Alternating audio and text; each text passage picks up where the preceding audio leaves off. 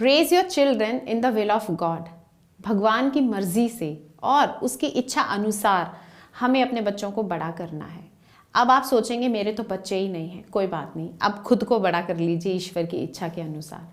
बच्चों के लिए हम ज़्यादातर बात इसलिए करते हैं क्योंकि हमारे बहुत सारी हैबिट्स और बिलीफ जो हैं वो परमानेंट हो चुके हैं, उनको हिलाना और चेंज करना थोड़ा मुश्किल है। लेकिन बच्चों के बिलीफ्स और हैबिट्स अभी फॉर्म हो रहे हैं, वो प्रोसेस चल रहा है। उनको अभी से अगर हम सही दिशा दे देंगे तो बहुत कुछ अच्छा अचीव किया जा सकता है। और फिर फ्यूचर जो है वो बच्चों के लिए ही है ज़्यादा, क्योंकि आज उनके पास चेंज करने के लिए पॉसिबिलिटी भी है, टाइम भी है, ऑप्शन भी है।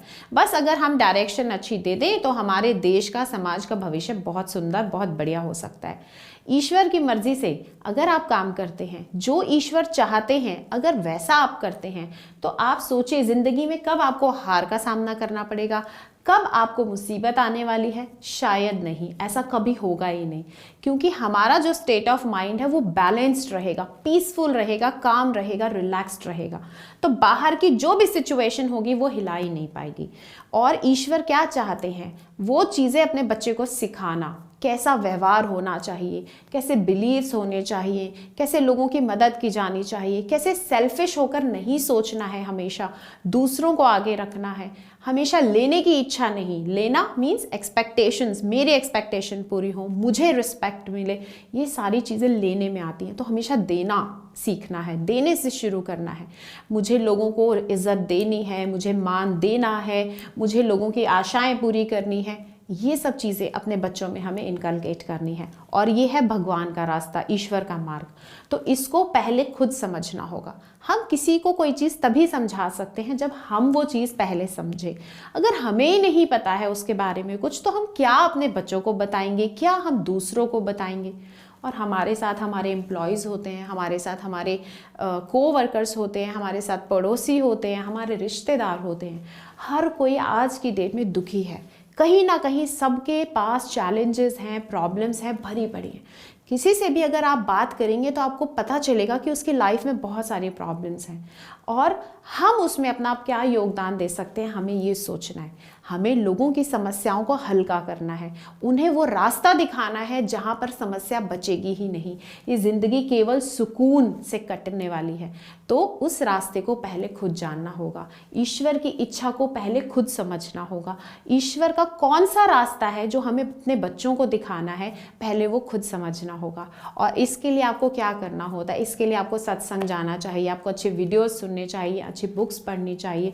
वहाँ से आपको वो सारी चीज़ें पता चलेंगी जिसका ज्ञान आपको नहीं था। शायद आप अभी अंधेरे में जी रहे थे, तो अब आपकी लाइफ में बहुत अच्छे वाली रोशनी होने वाली है।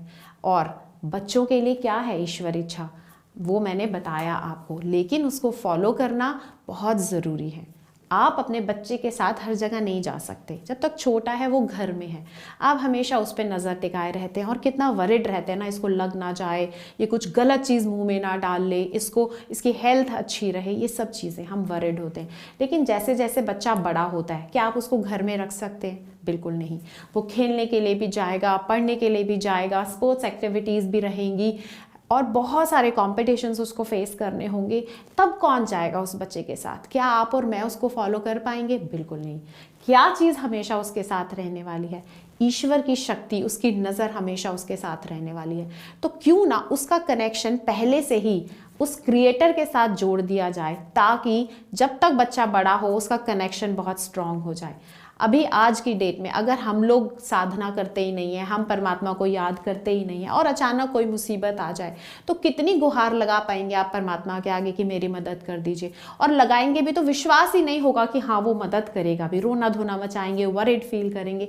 लेकिन यही कनेक्शन अगर बचपन से बना हुआ है, तो आपकी एक आवाज़ पर आपको लगेगा कि परमात्मा उठकर खड़े हो गए हैं और किसी ना किसी रूप में आपकी मदद के लिए हाजिर हो गए हैं। तो ऐसी प्रैक्टिस बचपन से करवाई गई होगी, तभी वो इफेक्टिव होगी, तभी आपको नज़र आएगी।